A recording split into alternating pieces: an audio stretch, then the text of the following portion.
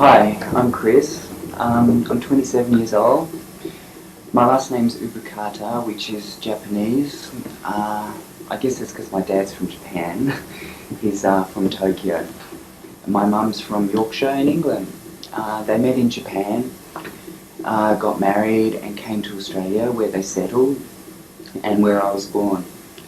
I grew up just north of Sydney in Hornsby. Uh, It was brilliant. It was great. Sun, sea, anything natural I really enjoyed as a kid.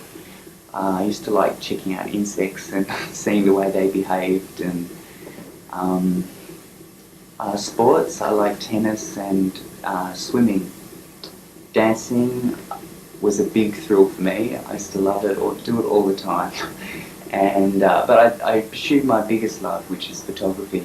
I went to Sydney College of the Arts and did my Bachelor of Arts and majored in photography.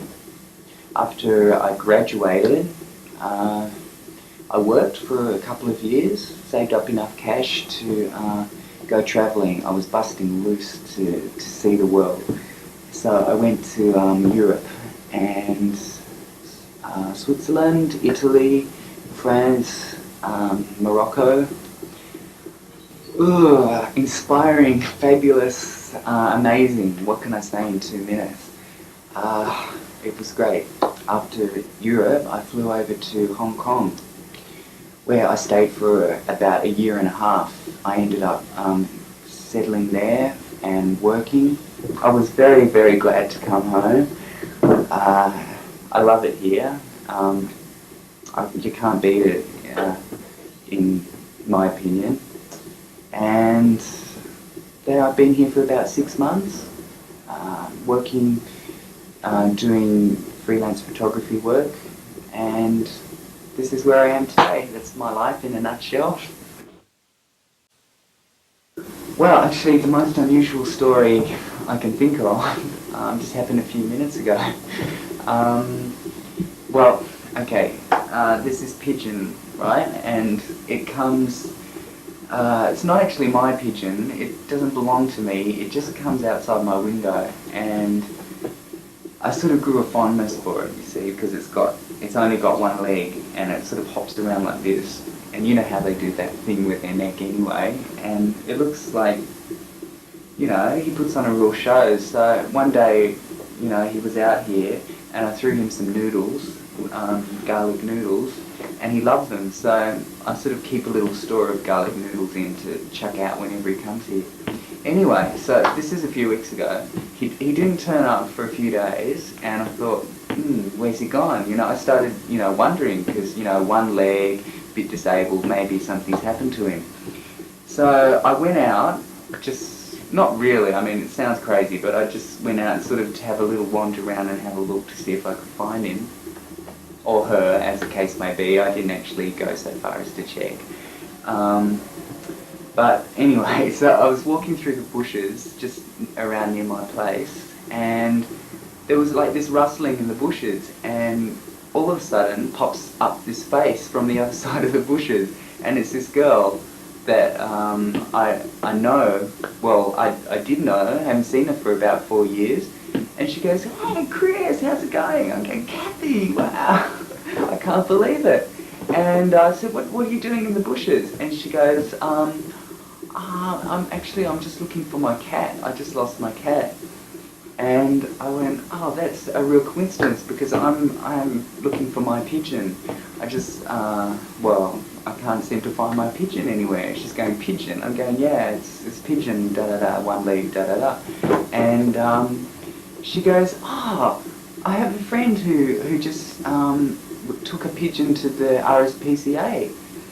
And sure enough, we went down together, and not to the RSPCA, to her friend's house, and she said, "Yeah, it has one leg. They're down at the RSPCA looking after it." So I don't know, maybe I'm going down to the RSPCA to collect my pigeon. Maybe it's destiny that I get that old pigeon. Okay. The documentary that I made is about Photos. How people express themselves through photos. I chose to just use two people, mainly because of the time limit, just to see how people can express their emotions, release their emotions through the medium of photography. That was my main aim. I saw. I'm always interested to see people's photographs. Everybody's got a photo or two to show. It's usually one of my first questions after hello, how are you? Let me see your photos. So I get a chance to see a lot of people's photos, and I chose two people who I felt were very interesting and had a story to tell. It's not a comparison of the two people, but more just to show what they have to say and to show photography in that light as a form of expression. That's it.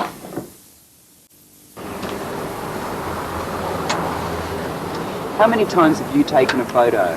Once? 1,000 times?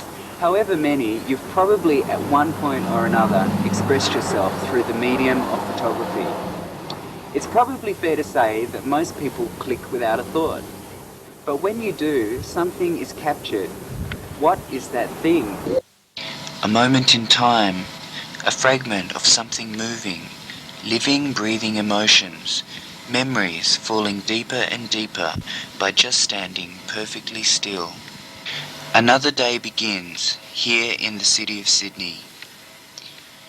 Georgia Britton is a freelance photographer. She lives in the busy inner city, but always takes time out to try and appreciate what is going on around her, in nature and in human nature. Georgia frequently works with the Australian Museum, and today she is photographing some relics that were recently discovered in an archaeological dig. But for Georgia, photography is not just a job. Where she goes, so does her camera.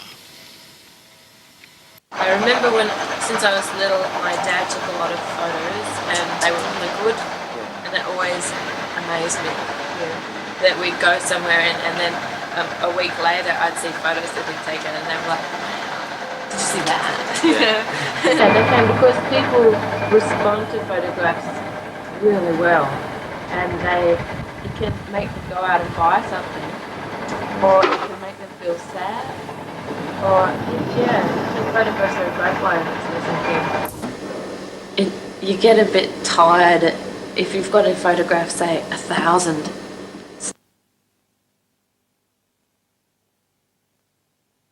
That same lighting and just having to change it a bit for each tool. But I never get sick of taking photos because I love it. And all I want to do when I finish that is maybe walk down the street or go for a drive, and all I'm thinking is, oh, look at that photo, oh, look at that photo. And even now I take photos while I'm driving and it's terrible, It's like quite dangerous. Ask my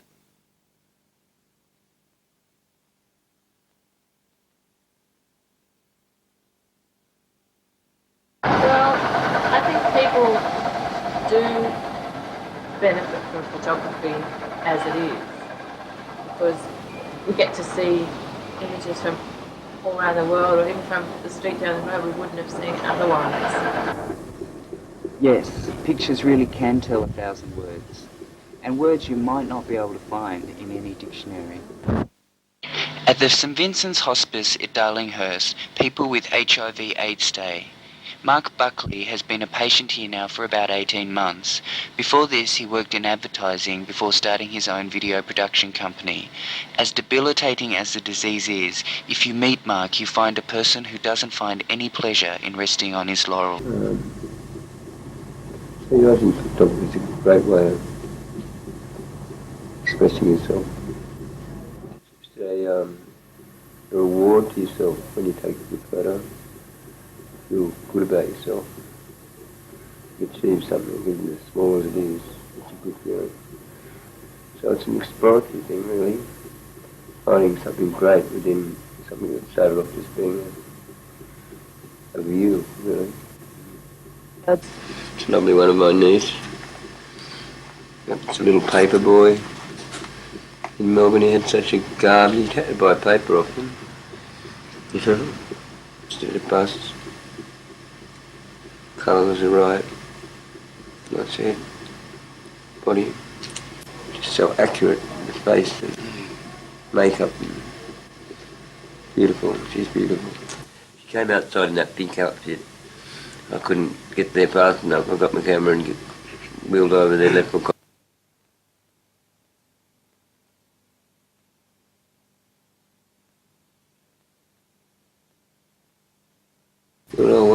it's going to rain and that's going to disappear. Seemed like there's a moment in time, you better grab that.